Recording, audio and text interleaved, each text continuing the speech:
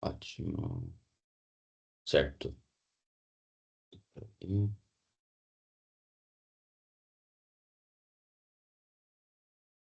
Tá. Bom dia, boa tarde ou boa noite, né? Para quando você estiver nos assistindo. Para aqui, nosso bom dia. Hoje nós vamos falar um pouco sobre Opúsculo Humanitário. É um livro da lista obrigatória da FUVEST, escrito por Nízia Floresta. De todos os livros que tem, esse é o último que a gente falta analisar nesse canal. E é por isso que a gente já vai terminar agora os livros da FUVEST. Então, esse aqui é o último que faltava para aquela playlist. Ó, primeiramente, falando um pouco sobre a autora. A autora chama-se, no livro aqui, quando a gente pega o livro, está escrito Nízia Floresta, como o nome dela. Entretanto, o nome verdadeiro dela é Dionísia Gonçalves Pinto. E ela criou um pseudônimo para ela, ou seja, um outro nome que ela se deu para poder publicar os livros, assinar os livros. Esse nome completo é Nízia Floresta Brasileira Augusta. Nízia seria um apelido de Dionísia. Floresta poderia ser tanto uma referência a um sítio em que ela viveu na infância, quanto às florestas do Brasil, claro.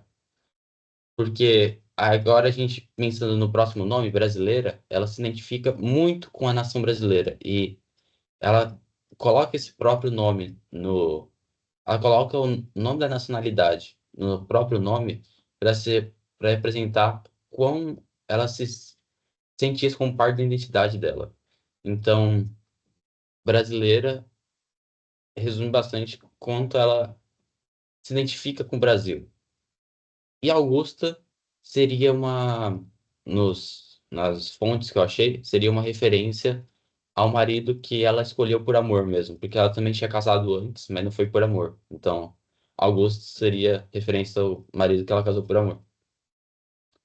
E aí aqui a gente já vê que ela foi uma escritora, ela foi educadora, ela foi uma ativista, e quando a gente lê o livro, a gente percebe que todas essas coisas que foram citadas aqui, educadora, porque ela, já falando sobre o livro, ela fala muito sobre educação, quer seja a educação no geral, a educação feminina especificamente, ela fala sobre tudo isso no livro. E é ativista porque ela vai lutar pelos direitos, seja da mulher, seja dos negros escravizados, seja dos indígenas, ela vai lutar por todos os direitos. E aqui está falando que ela fundou alguns colégios, publicou algumas obras, inclusive é, algumas obras que são citadas aqui, por exemplo, Direitos das Mulheres e Injustiça dos Homens.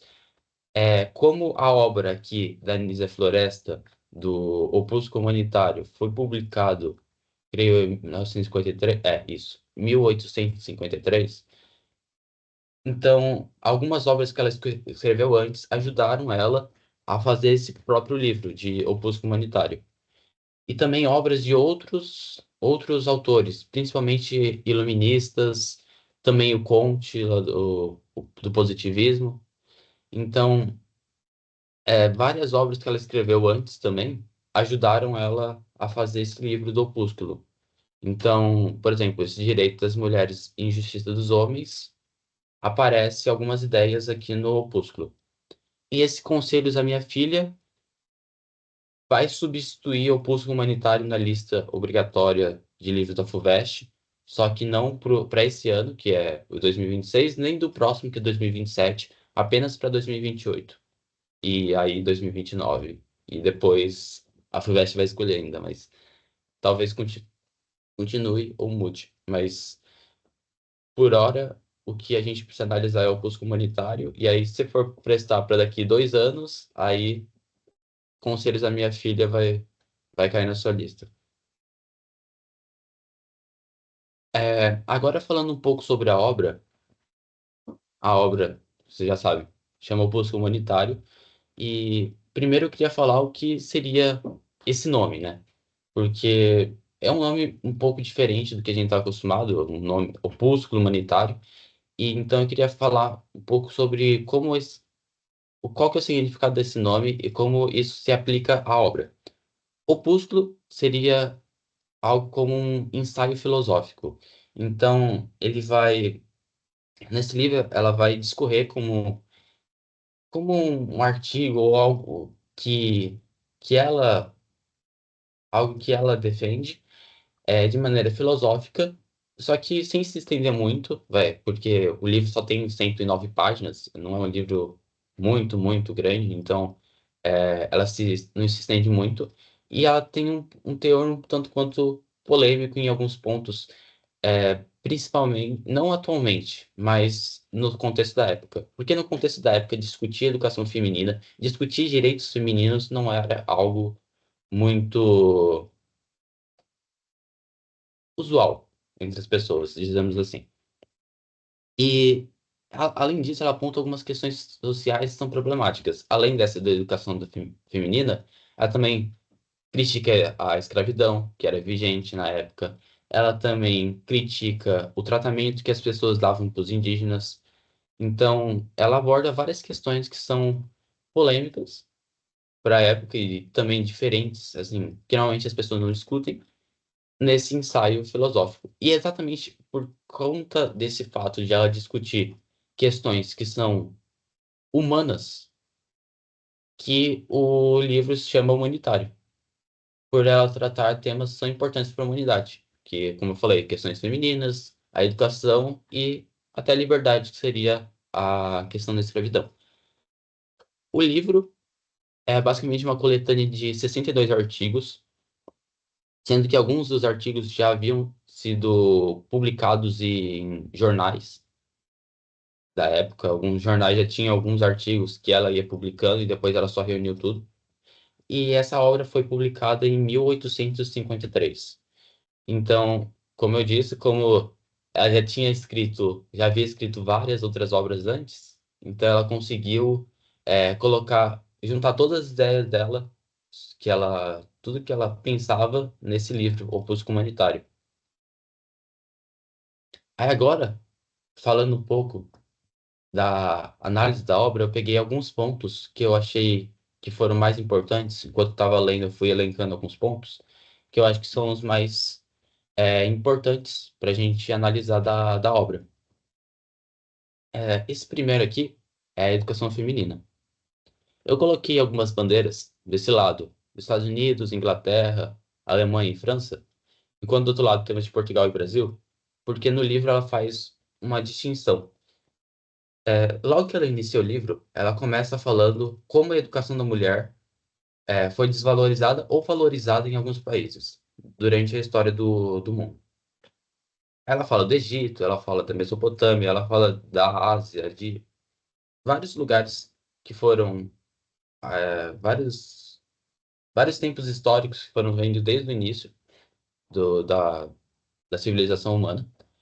E ela chega a falar de como a França, a Alemanha e a Inglaterra, além dos Estados Unidos, são lugares em que, por ter tido a educação feminina, foram lugares que prosperaram.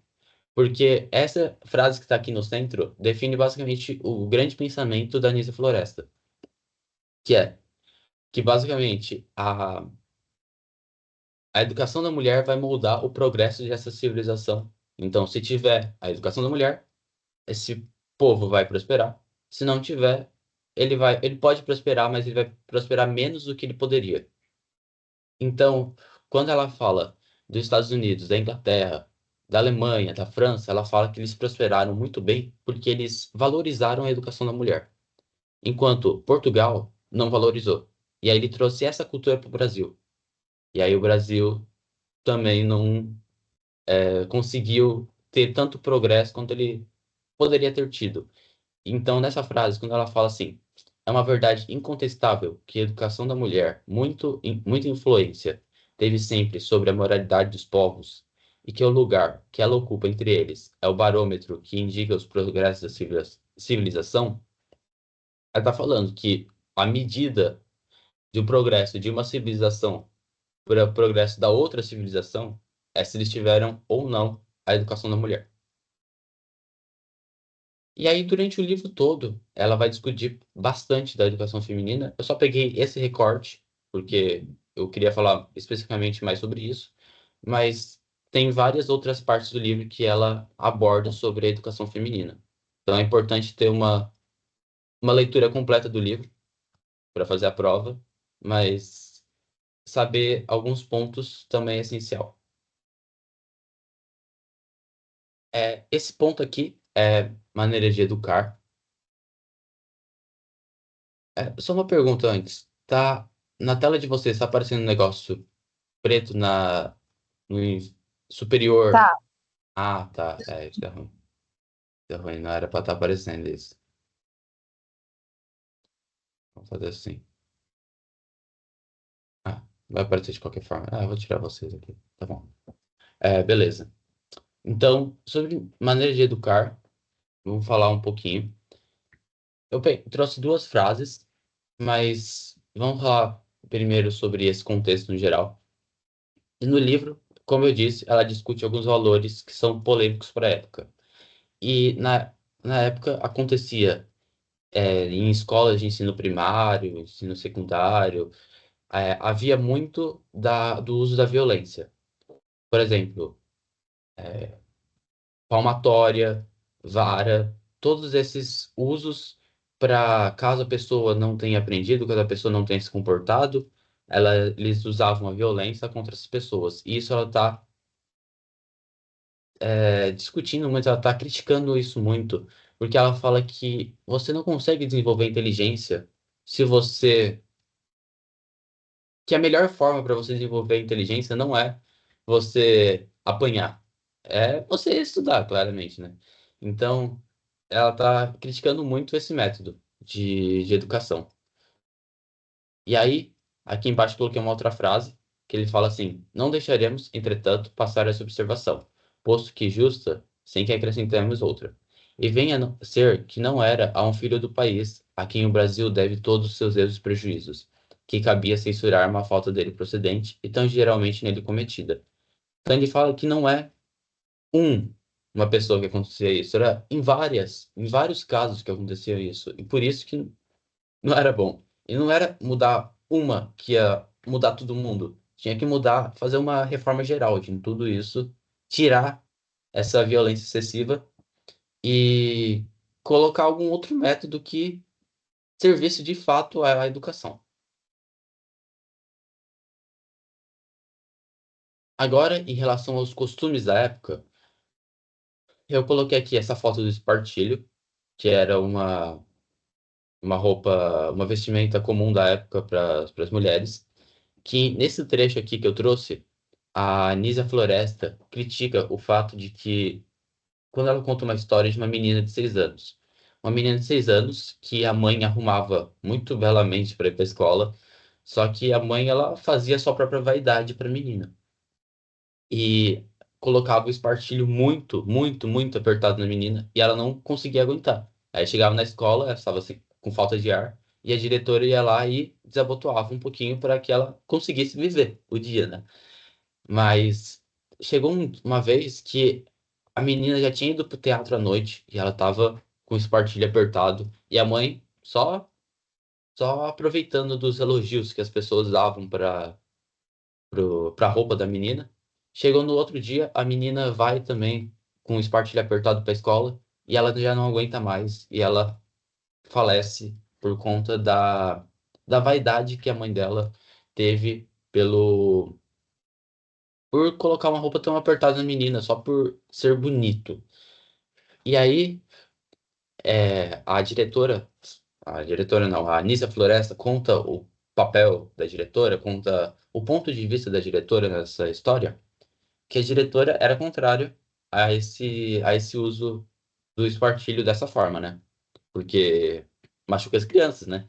E aí, a diretora fala assim, que as mães viram a situação e elas se comoveram, então elas não iam fazer isso com as filhas dela mais. Só que aí depois de um tempo, elas já esqueceram e aí elas iam continuar a progredir essa história, ia continuar usando o espartilho. Ou seja, nem com o exemplo de uma morte as mães iam largar essa vaidade. Ou seja, ela está criticando muito, muito, muito os costumes da época. Criticando costumes que, apenas por uma questão estética, você despreza a vida da sua própria filha. Então, essa é uma crítica que aparece na obra. Esse ponto aqui, a gente não deve maximizar muito esse ponto, porque ele é muito específico de uma certa parte, mas esse ponto eu achei importante trazer, mesmo sendo muito específico. O título aqui a gente vê que é o Desprezo ao Trabalho, e tem uma parte do livro, não só uma parte, é mais de uma, mas tem uma específico em que a Nísia Floresta está falando como as mulheres de outras civilizações que em outros contextos houve nobreza nesses países, elas são elas não desprezam o trabalho tanto quanto as mulheres do Brasil. E aí eu pensei que ia ser interessante trazer esse trecho aqui para discutir esse ponto.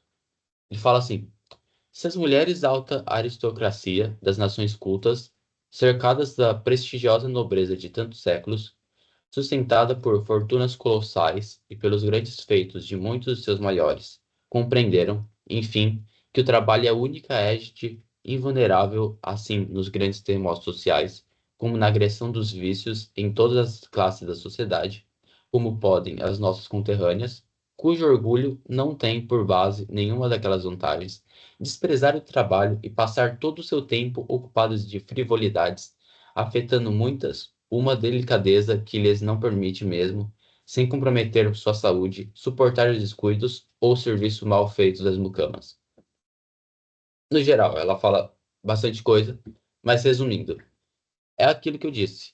Por como que as mulheres da alta aristocracia, as mais nobres, elas conseguiram entender que o trabalho era a única salvação para elas, mesmo elas sendo passado por tantos séculos de nobreza, e as mulheres daqui não conseguem entender. É uma coisa que está intrínseca na sociedade, né? Como a gente viu lá naquele primeiro slide, que a educação da mulher veio, não veio acompanhada da colonização, então a gente percebe que por ela não ter vindo nesse pacote colonial, a gente vê que o trabalho foi sendo desprezado. E às vezes nem é porque a mulher não quer, é porque não, ela não teve oportunidade e aí ela foi aprendendo com de geração em geração, ela foi aprendendo que ela não deve fazer isso. E aí quando chega a hora de fazer, ela não se sente com vontade, como a gente vê aqui. Mas a gente percebe que na maior parte dos casos não é isso. O que acontece é que a gente não tem esse incentivo nessa época, não tem esse incentivo ao trabalho. As mulheres não têm o direito à educação, não têm direito a nenhum trabalho que na época seria considerado masculino, mas nesse trecho a gente vê o desprezo ao trabalho.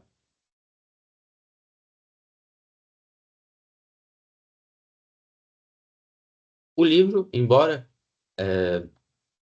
na sua maioridade seria uma, para muitos seria apenas o retrato da Nisa Floresta abordando a educação feminina, ela também discute outros pontos de importante valor, como a desigualdade entre classes. Ela fala, por exemplo, como tem uma raça não, uma classe rica e uma classe pobre, sendo que a rica ela pode esbanjar de qualquer coisa dela, pode esbanjar pelo dinheiro, por materiais, por tudo, tudo, tudo. Enquanto a segunda, que seria a classe mais pobre, ela só consegue avançar na vida se ela tiver a educação.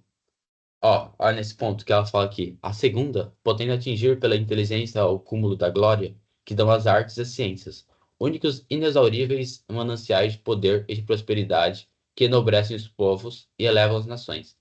Então, enquanto a classe rica pode gostar de tudo porque ela tem muito dinheiro e ela pode comprar o que ela quiser, a classe mais pobre só vai conseguir ascender socialmente, só vai conseguir ter um poder parecido com o da rica se ela tiver educação, se ela puder, por meio de estudos, como aquele fala, da arte, das ciências, ela vai conseguir prosperar.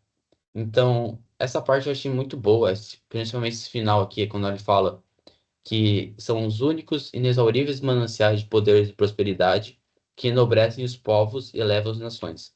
Porque falar que a educação é o que faz você subir na vida tem muita relação com o discurso que a gente sempre ouve do Salvador Arena, que Salvador Arena fala sobre isso, sobre a educação é a única coisa que pode mudar nossa sociedade. E tudo aquilo que a gente ouve relacionado ao avanço pela educação está muito relacionado com isso que a Anísia Floresta fala no livro. Então eu achei muito, muito bom essa parte. Muito, muito boa. Agora, falando sobre a escravidão. Escravidão é outro ponto que a Anísia fala bastante no livro. Desde o início, ela vai dando traços de que ela já é contra a escravidão. Mas chega um ponto do livro que ela fala especificamente sobre a escravidão. Porque antes ela só ia citando algumas coisas, da escravidão, não sei o quê. Mas chega um ponto que ela para a discussão de educação dela para falar apenas sobre a escravidão. Ó, a esse ponto aqui. Esse trecho aqui eu coloquei justamente porque era o mais legal que eu vi no livro.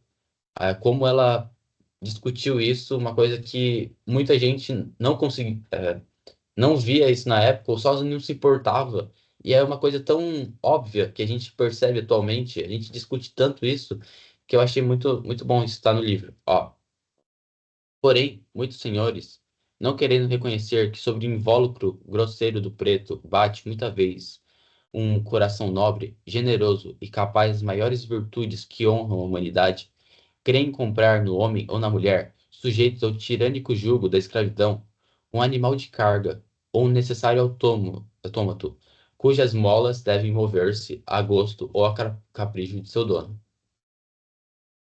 Trocando em miúdos dessa frase, está dizendo que as pessoas, quando compravam outras pessoas, escravos, seria considerando que aquilo é uma coisa que tem que servir, que tem que fazer exatamente o que você quer, e não que você está comercializando uma pessoa que tem sentimentos.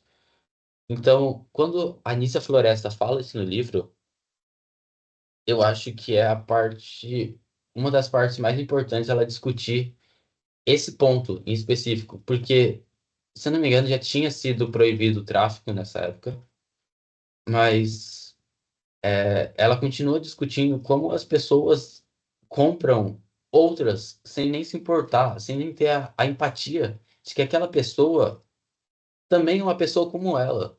Não é porque a cor da pele é diferente que a pessoa vai deixar de ser uma pessoa.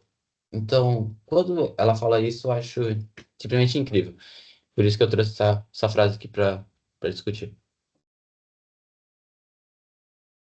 Mais um ponto, a religião. A Nísia fala no livro sobre dois pontos relacionados à religião. O primeiro ponto da religião que ela fala é sobre o ensino da religião. Como a religião é importante para o ensino, que a moral a gente recebe pela religião. Mas um outro ponto seria falar sobre o fato dela dizer que ela criticar o clero no geral. Ela criticar o clero pelo clero não ter todas as relações com os valores, com os dogmas da igreja, por eles falharem nos, nos pontos que eles deveriam cumprir.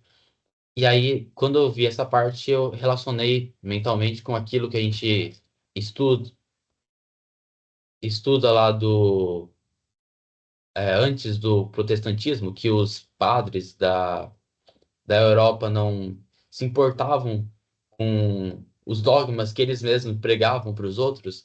E é isso que ela fala, principalmente nesse trecho aqui, ó. Antes da minha partida do Rio, um dos chefes da igreja comentava comigo. com certo exagero, sem dúvida. Encontrareis aqui um clero, mas não padres. Então ela tá falando, beleza, você vai encontrar aqui um corpo de pessoas relacionadas à igreja, mas não são pessoas que vão proferir a fé da sua melhor forma. Elas vão proferir a fé da boca para fora, mas elas não cumprem com seus deveres, religiosos. E aqui eu acho que essa frase aqui é sobre outro ponto que eu tinha falado anteriormente. Podemos dizer, sem receio de que nos tenham por exagerados, que em uma paróquia do Brasil a nossa religião é devidamente ensinada à mocidade. A explicação do catecismo de que, com tanto interesse e assiduidade, se ocupam os padres de França, encarregados de difundir a instrução religiosa por todas as classes da sociedade, é de tal sorte desprezada no Brasil, que nossas grandes meninas, hábeis nas etiquetas dos bailes e dos manejos, para obterem a única conquista a que aspiram, fazem a sua primeira comunhão, sem o conhecimento dos princípios de nossa Santa Fé. Ele está falando de como a educação no Brasil, a educação religiosa no Brasil, não tem muita, não é muito aplicada. As pessoas, como ela disse ali, fazem a primeira comunhão sem saber a própria, o que significa essa primeira comunhão que ela está fazendo. Então, seria essa ideia de como a educação religiosa no Brasil não é tão difundida e não nem tanto prezada, dizemos assim.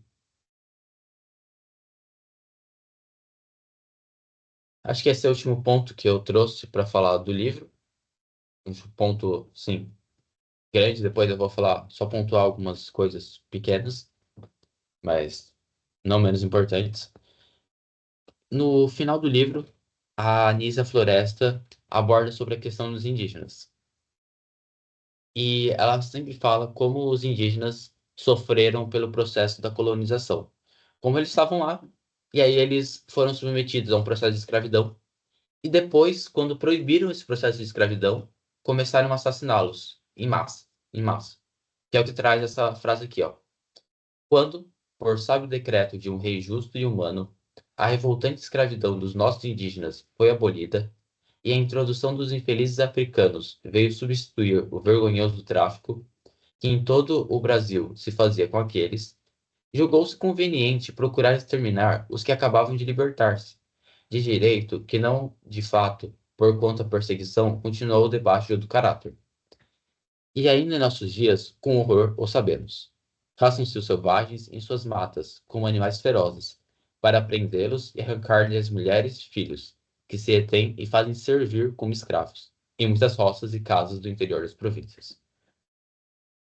Então ela está contando de como, quando acabou a escravidão dos indígenas do Brasil, eles só substituíram por outra mão de obra, pegaram os escravos negros da África, colocaram aqui, substituíram fácil e começaram a caçar os indígenas para matar todos. Então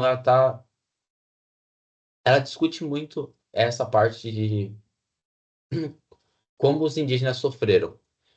Tem até um outro trecho que eu não trouxe aí, mas tem um outro trecho em que ela fala que até atualmente, atualmente no caso na época dela, até na época dela, quando vão explorar as matas e encontram os indígenas têm medo dessa caça, porque eles acham que vão atacar eles. Então eles começam a se preparar para atacar, e aí quem tá lá, por exemplo, o homem branco que tá lá, tem que se pronunciar falando que não, ele não veio matar ninguém. E aí os indígenas ficam mais calmos, porque eles têm esse trauma, né, de que o pessoal entrava na mata deles para matar eles, que não faz o menor sentido, né? E aí, a Anísia, como eu disse, ela escreveu vários livros antes do Opúsculo Humanitário. E aí ela usa desses livros para fundamentar o próprio opúsculo dela. E um dos livros é esse que eu deixei aqui do lado, que é A Lágrima de um Caeté. Também é da autoria dela, e ela coloca três poemas na parte final do livro, nos artigos finais, que pertencem a esse livro, A Lágrima de um Caeté. e narra um pouco da vivência de um indígena na, na época em que eles foram colonizados e tal. E outra coisa que eu queria falar sobre os indígenas, que a Nisa discute no livro, é o fato de que como ela fala bem das mulheres indígenas, como elas têm muitas virtudes, elas cuidam muito dos filhos, elas são muito compromissadas, fiéis e todas outras características que normalmente não, não chegam serem faladas das mulheres indígenas em específico, elas são abordadas no Opus Humanitário. Agora só alguns pontos finais. Primeiro aqui, uso do vocábulo sexo. Quando ela fala de sexo no livro, ela está se relacionando com o sexo feminino. Várias vezes ela fala, não sei o que, do sexo, do sexo. Ela está falando das mulheres. Ela faz algumas homenagens a personalidades femininas. Como eu disse, ela fala muito bem das indígenas, então seria uma personalidade feminina. E no final ela ainda fala da Joana d'Arc. Então, mais uma personalidade que ela está evocando.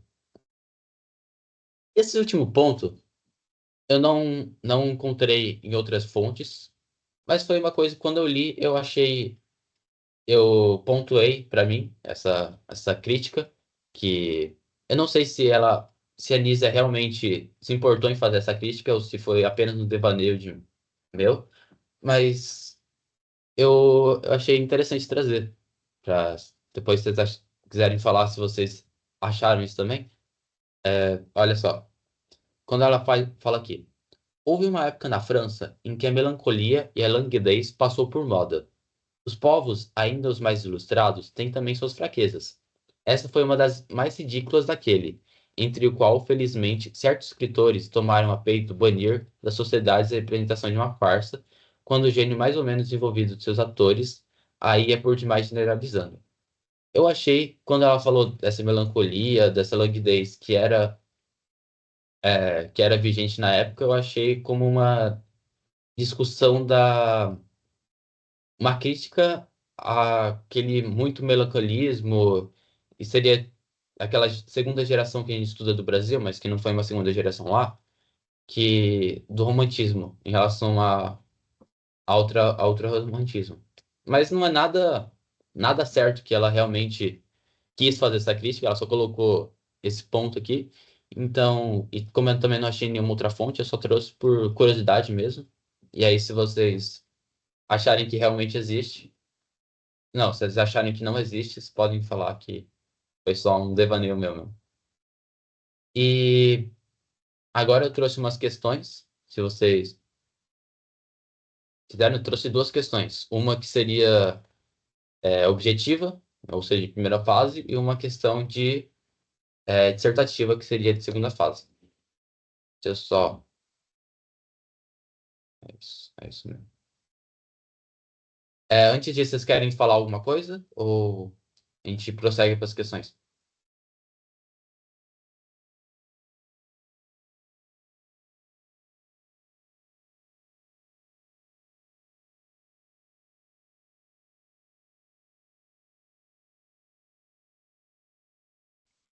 Olha, Eu- quando você falou que talvez seja um devaneio, eu não sei, eu olhando assim do jeito que você falou, parece muito uma crítica um pouco indireta dela, porque assim, durante o livro, às vezes ela faz citações e ela não fala, ela fala o autor, mas ela não fala o livro, ou ela fala, um outro autor escreveu tal coisa, aí ela coloca o trecho, mas ela não identifica. Então, eu acho que analisando esse trecho e ela criticando a melancolia, como ela era brasileira, para ela identificar isso, ela teria que identificar por meios da educação, por meios literários. Então, muito provavelmente, essa melancolia e languidez que ela critica estava presente no movimento literário que você falou. Então, eu não acho que seja um devaneio, eu acho que é um ponto que você relacionou pelo conhecimento literário que você tem. Machado, se você quiser falar alguma coisa, não precisa ser disso, pode ser de qualquer coisa do livro que você quiser falar.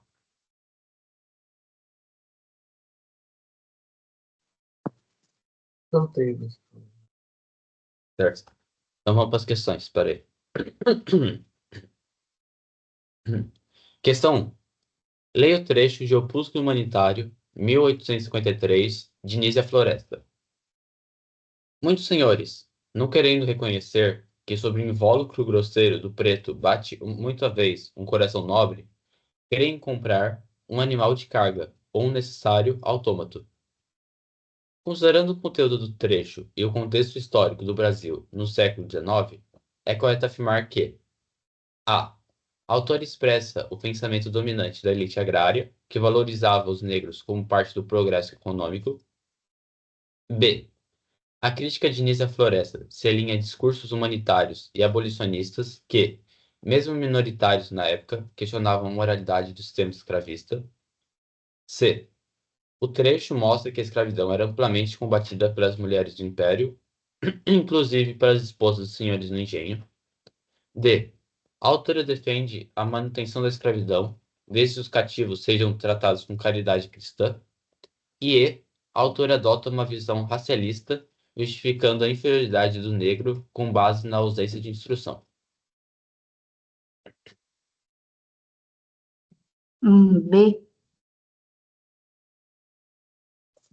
E Boa, pessoal. É isso mesmo. A B. E queria fazer um comentário dessa questão, que tentei trazer uma questão que não fosse apenas relacionado ao livro, que também tivesse alguma relação com o que a gente aprende na escola. Por quê? O, o Mônaco, que é o diretor executivo da FUVEST, disse que já fazia isso ano passado, mas a partir desse ano vai ter mais. Questões que têm uma maior interdisciplinaridade. Então, ele falou que pode ter questões do livro que se relacionem com outros conteúdos. Como um exemplo seria da edição do ano passado da FUVEST, quando teve o livro dos ratos, e eles conseguiram fazer uma questão de biologia sobre o sistema nervoso, baseado em um trecho do livro de Os Ratos. Então é legal que a gente pense, quando a gente lê os livros, em alguma coisa que consiga se relacionar com outra disciplina, porque a FUVEST também vai estar pensando nessa relação para fazer as questões para nós. Agora, a questão 2. No Opúsculo Humanitário, 1853, Nízia Floresta defende a educação moral e intelectual da mulher como base para a construção de uma sociedade mais justa e civilizada. A autora recorre a metáforas, como a da mulher em Frágil Batel, no mar semeado de abrolhos, para expressar os desafios enfrentados pelo sexo feminino em meio aos preconceitos e à ignorância social da época. Já em Memórias de Marta, 1899, Júlia Lopes de Almeida adota uma perspectiva mais íntima e ficcional para abordar as consequências da educação, das escolhas afetivas e da solidão intelectual de uma mulher que tenta escapar dos padrões impostos. Com base na leitura das duas obras, analise como Nízia Floresta e Júlia Lopes de Almeida representam a mulher em sua relação com o saber, com a sociedade e com os afetos. Em sua resposta, destaque o uso de metáforas, o projeto educacional e os limites sociais enfrentados pelas personagens femininas.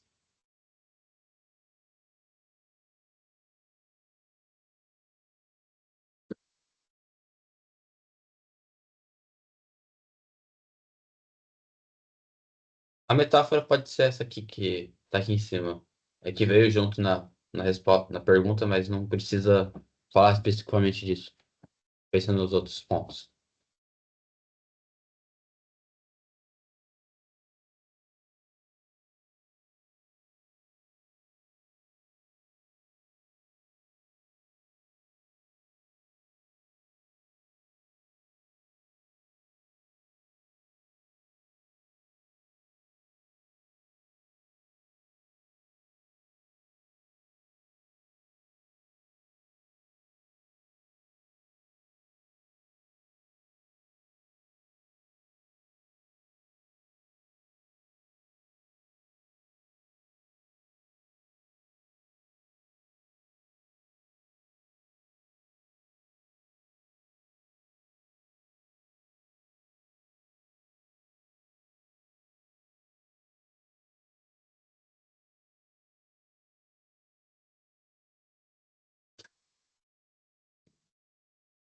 Quer falar, Machado? Sim, é uma interpretação semelhante, porque, enfim, o Russo humanitário diz que, enfim, para as classes pobres ou classes médias, enfim, se desenvolve com a educação. E enfim, o livro da Juliana Lopes de Almeida é justamente isso, né? A menina, ela só consegue crescer um pouco na vida por meio da educação, assim, sendo ela uma pessoa de classe, enfim, classe média baixa, né, ou pobre. É, enfim, por mais que seja no livro da Juliana Lopes de Almeida seja uma forma literária e mais pessoal, ela retrata ainda as dificuldades da mulher, e da mesma forma que a Zé Floresta, essa retratação ainda de uma forma, não, a, essa postura que ela coloca não é de forma disruptiva, então, assim, mas que ela seja crítica a algumas dos posicionamentos que a mulher tem, ela não pretende romper com esse posicionamento, então, em momento algum, Zé Floresta ou a Júlia Lopes de Almeida propõe que, enfim, a mulher não consuma a família, ou que não se case, ou, enfim, rompa com os padrões religiosos. Enfim, ela apenas pretende, por via da educação, melhorar a instrução da mulher e, assim, melhorar a autonomia dela por vias, é, não, com o objetivo de também melhorar a mulher para que ela melhor realize os papéis sociais dela, mas não só isso.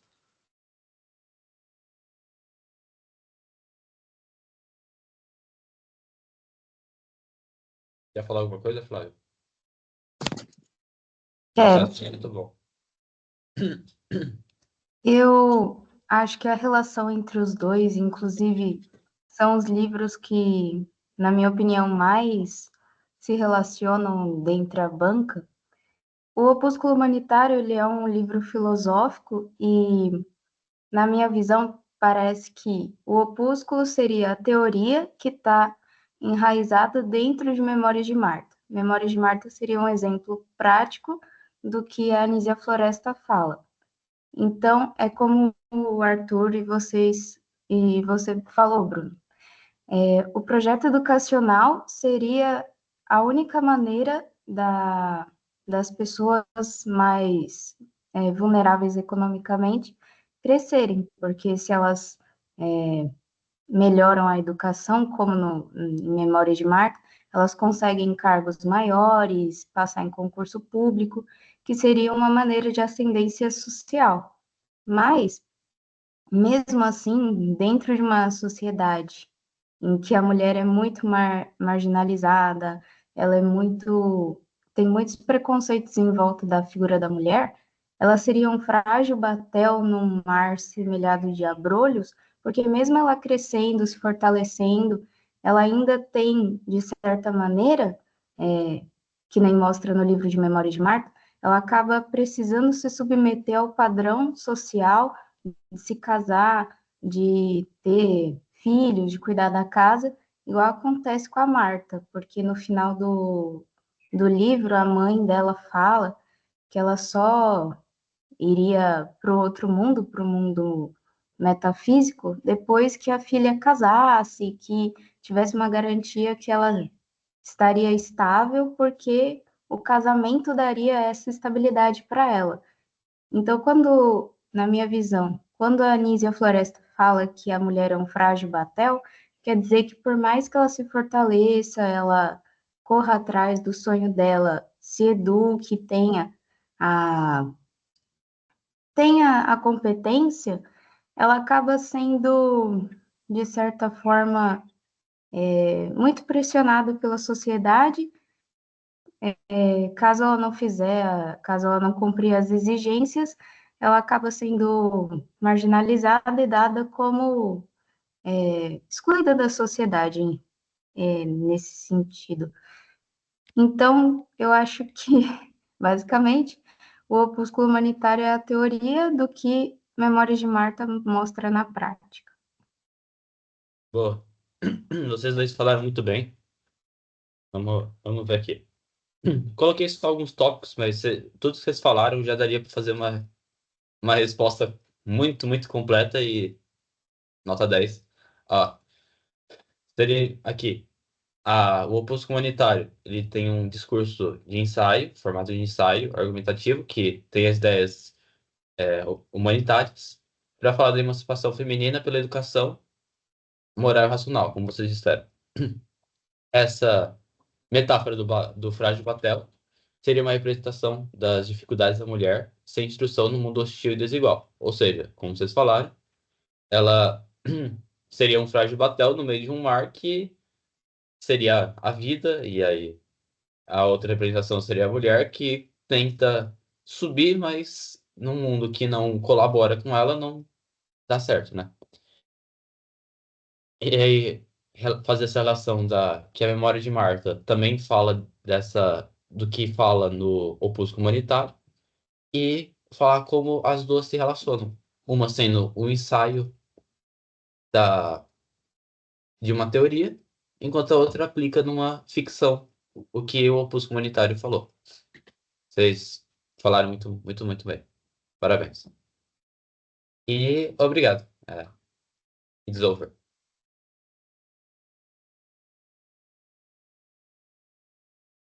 E vamos parar de compartilhar. E beleza. É isso.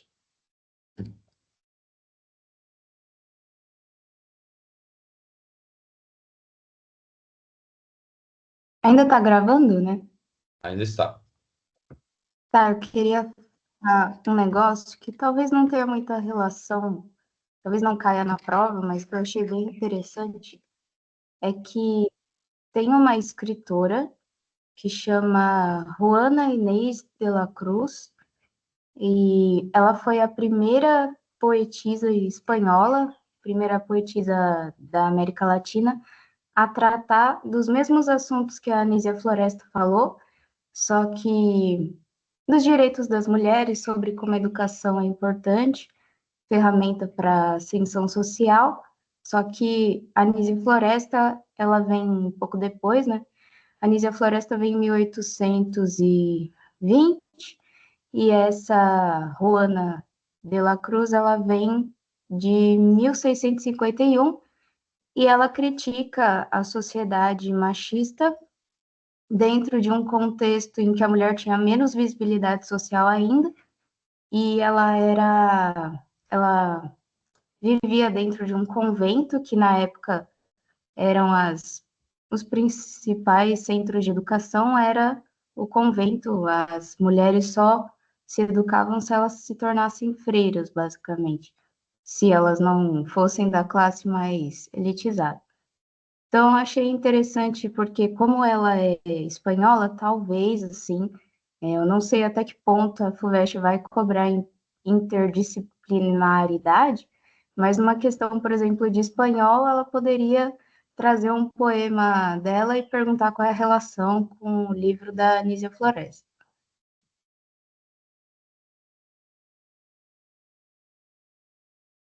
Muito bom, muito bom.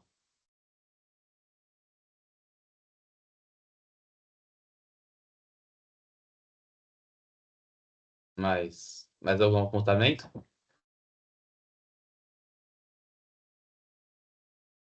Ah, tem um outro negócio que eu queria falar. É porque você comentou da desvalorização do trabalho pelas mulheres brasileiras barra portuguesas. E eu queria apontar isso porque no ano passado a gente fez a oficina do Denis e a gente falou sobre isso, porque tem um livro que chama Antologia do Vira-Lata, que é do Diogo Abreu, e ele fala como a desvalorização do trabalho ela é presente na sociedade brasileira como um todo, não só das mulheres, mas como um todo, porque isso veio da cultura ibérica, que via sempre relacionava o trabalho, principalmente o braçal, com a escravidão, e sempre valorizou o ócio como mais chique, digamos assim, e por isso não valoriza a educação, não valoriza o trabalho, porque quer sempre, digamos assim, não fazer nada. Então, só relacionar no sentido de que, como você disse, essa cultura que a gente tem, o atraso, muitas vezes industrial, desenvolvimento tecnológico, se dá por conta da mentalidade que foi disseminada para a gente por conta da nossa colonização.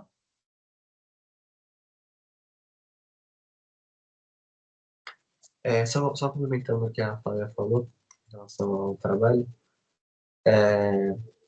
enfim, essa desvalorização ela se dá porque, também tipo, em outros países que sofreram outra colonização, nos Estados Unidos, que sofreu uma colonização anglo-saxã, eles seguem, enfim, chamada ética protestante do ética protestante do Max Weber, que segue a moral do trabalho, você tem justamente a noção de que o trabalho em si valoriza o homem. Então, o trabalho em si, ele cria disciplina e ele, enfim, corta os vícios da que a pessoa poderia ter.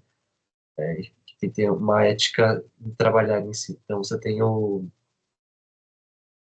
enfim, uma pessoa, a família dela, ela se apropria de uma técnica, ela sempre segue aquela técnica e ela tenta maximizar aquela técnica. Por exemplo, tem uma família que ela vai ser uma família de sapateiros e o filho dele vai ser um sapateiro, mas ele vai ser um ótimo sapateiro. Enquanto no Brasil a pessoa não tem uma valorização do trabalho, apenas ela não enxerga o trabalho como algo engrandecedor de si mesmo, apenas como, enfim, algo o mal que você tem que fazer para ter o bem necessário, que seria a sua sobrevivência. Então, enquanto os Estados Unidos, enquanto os Estados Unidos você tem pessoas você teria pessoas que se focariam em algo específico, por exemplo, nesse caso, ser um sapateiro. No Brasil, você teria, um sapateiro que, além dele construir sapatos, ele, sei lá, ele venderia um remédio, ele venderia coisa para cavalo, assim, venderia qualquer coisa. Tipo, ele só quer ter o lucro mais rápido possível porque ele não enxerga no trabalho uma forma de se engrandecer realmente.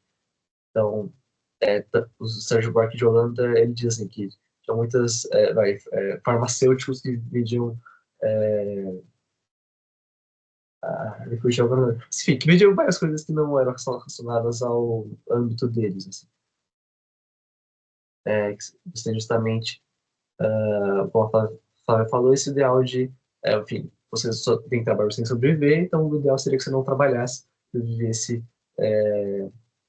enfim, algo quanto mais distante do trabalho braçal, melhor.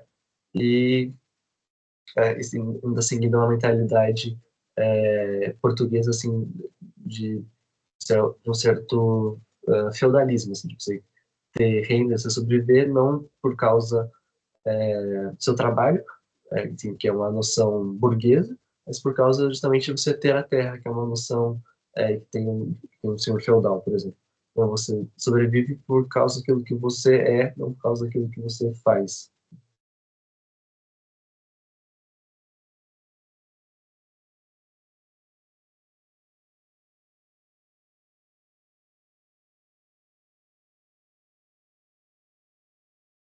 Muito bom, pessoal. Então, a gente vai parar de gravar aqui. Antes de finalizar, eu queria parabenizar o nosso amigo Pedro pelo blog que ele está fazendo com análise dos livros de nebulosas, que é do vídeo passado. E a gente coloca aqui também o link para se vocês quiserem acessar. E em mais, é isso. E os livros da FUVEST a gente já falou falou de todos, então os próximos que a gente falar nesse canal vão ser sobre a Unicamp e outros livros também. Então, muito bem, é isso e até a próxima, pessoal.